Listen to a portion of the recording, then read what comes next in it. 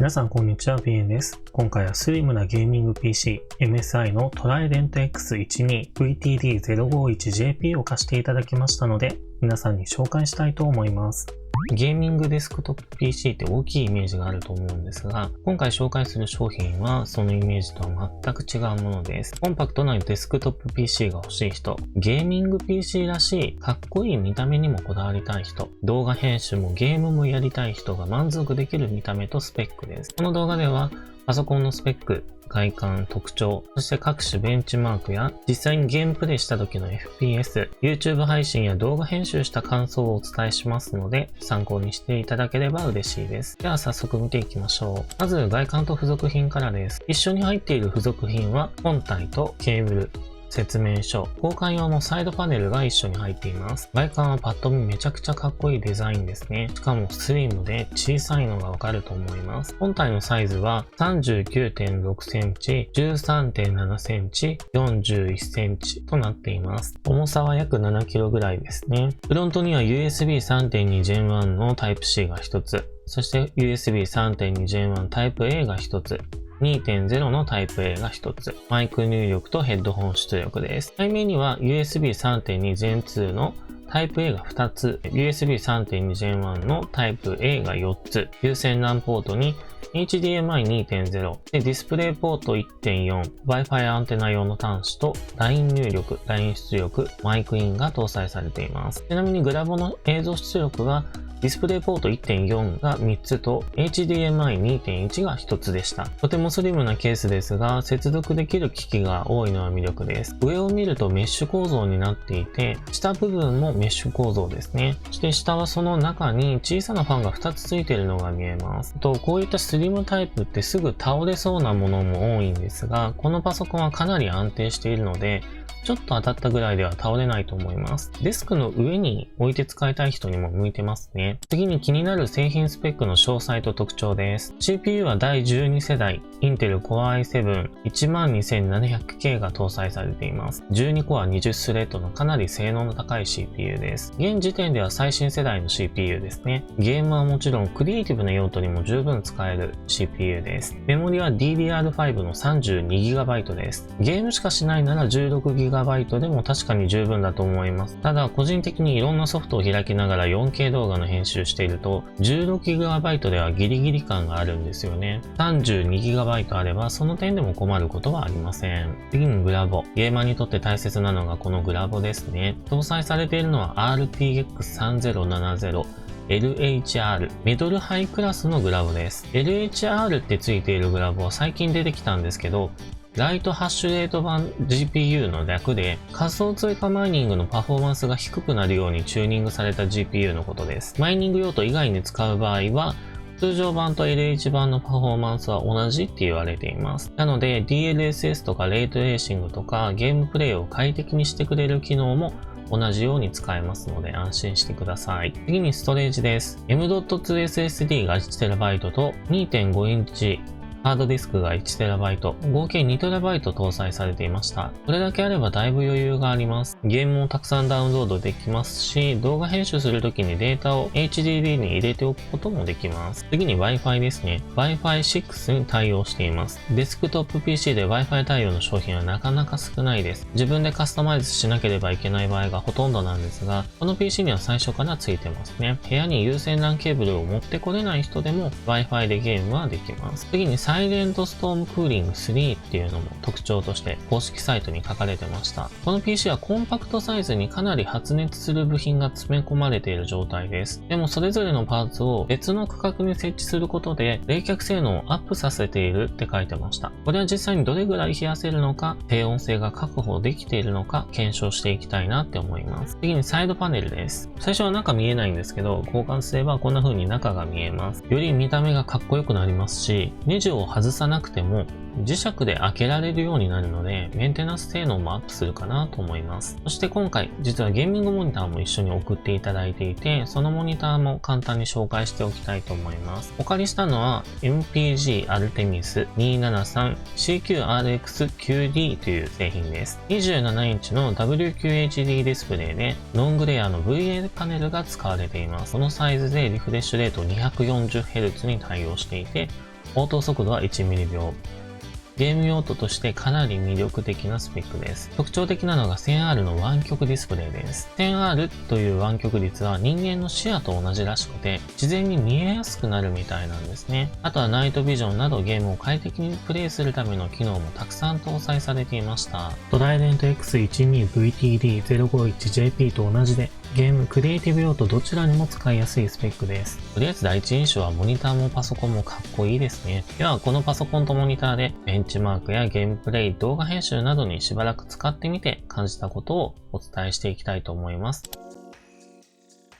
まずベンチマークですね。試したベンチマークはクリスタルディスクマークというストレージのベンチマーク、あとはゲーム関係ドラクエやCOD、FF14、FF15、サイバーパンクを試しました。このあたりのベンチマークは他のパソコンのレビューとかでもよく出てくるものなので参考になると思います。まずクリスタルディスクマークですね。ストレージの転送速度がわかるベンチマークです。まずは M.2SSD。この結果を見る限り、転送速度の速い Gen4 対応の M.2SSD が搭載されています。転送速度はいろんな容量で試してみましたが、かなり高速で安定している印象です。次に 2.5 インチ HDD。タスクマネージャーで出てくる型番調べてみると、どうやら C ゲートの 2.5 インチハードディスクが搭載されているっぽいです。転送速度はハードディスクなので、これぐらいですね。普通だと思います。次にゲームのベンチマーク結果、かなり軽いドラクエのベンチマークはフル HD の最高品質で、スコアは 25184。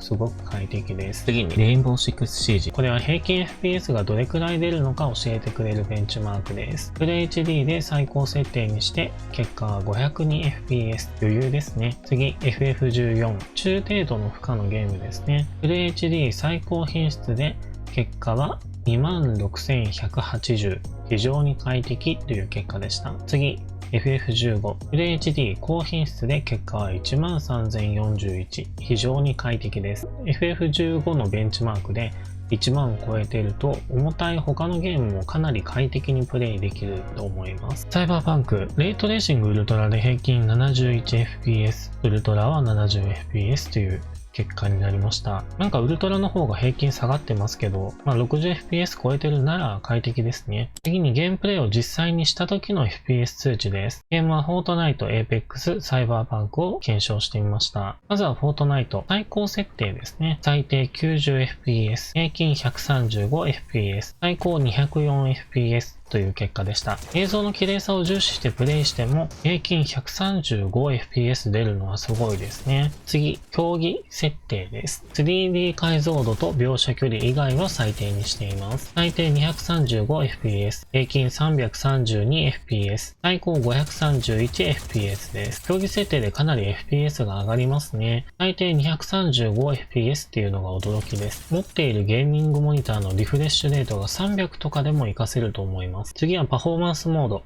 最低 155fps、平均 474fps、最高 745fps という結果でした。平均 fps がかなり上がります。でも、最低と最高の差がかなりありますね。競技設定でも十分 fps は出るので、パフォーマンスモードをわざわざ使わなくてもいいかなとは思います。次、フォートナイトのプレイを YouTube 配信した時の fps です。OBS を使用しています。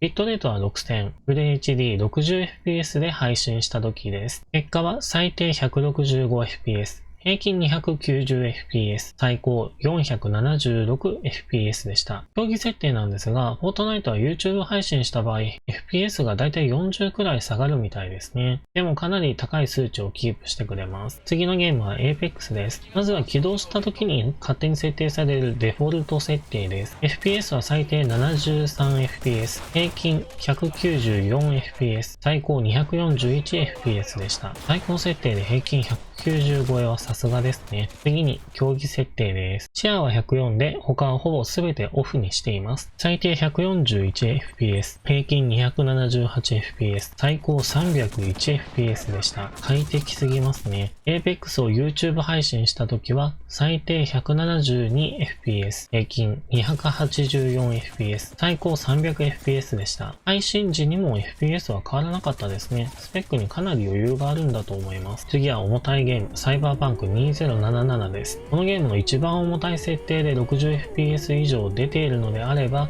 今出てる重たいゲームは基本 60fps 以上で遊べると思ってください。レイトレーシングウルトラの設定で最低 68fps、平均 76fps、最高 86fps でした。CPU 温度は結構上がりますけど、FPS はかなり高いですね。DLSS が自動でオンになるので、映像は綺麗なまま FPS は高めを維持できます。次にウルトラ設定。最低 75fps、平均 85fps、最高 104fps です。平均80超えてきました。かなり快適です。紹介した3つのゲームをメインで遊んでたんですが、このゲーミングモニターはめちゃくちゃいいです。240Hz でヌルヌル動きますし、プレイに集中しやすいし、端まで見やすいなって思いました。ゲームはフォートナイト、エーペックスともに 240fps は余裕で出ます。重たいサイバーパンクも快適にプレイできるので、現行で出ている重たいゲームを快適に遊びたいって考えている人も満足できるスペックのパソコンだと思いました。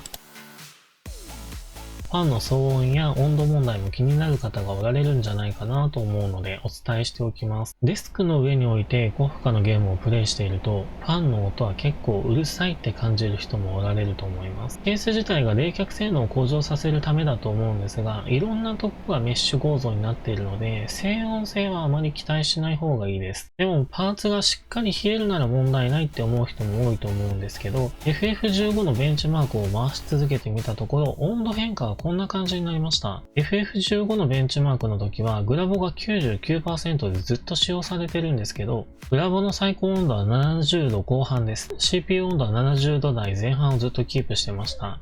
他にも Apex を配信していた時のデータを検証してみると、グラボは負荷がかかっても特に変化なしで80度を一瞬超えたくらいで基本70度台後半をキープしてくれます。CPU を配信しながらプレイすると結構負荷が高いみたいで、一瞬だけですが90度台になりました。温度をずっと見てたんですけど、上がると言っても一瞬だけだったので、小さいケースでもしっかり冷却はできてるんだなって思います。ただ、冷却をしっかりするために外に熱い空気が出てくるので、デスクの上に置いて使おうかなって思っている人は暑さを感じるって思った方がいいです。暑い時期はエアコンがしっかり効いてる部屋じゃないと辛いと思います。次に動画編集。どれくらい余裕があるか見ながら編集してみますね。やっぱりこれだけ性能が高いと編集はサクサク動いてくれます。フル HD のデータなんですけど、カラーを変えたり、カットも余裕でできました。完成した動画を書き出しましたが、実際の動画の半分以下の時間で終わります。動画編集をしたい目的で買う人にも十分おすすめできる PC だなって思いました。作業していて困ることはないと思います。最後にまとめです。コンパクトなケースなので、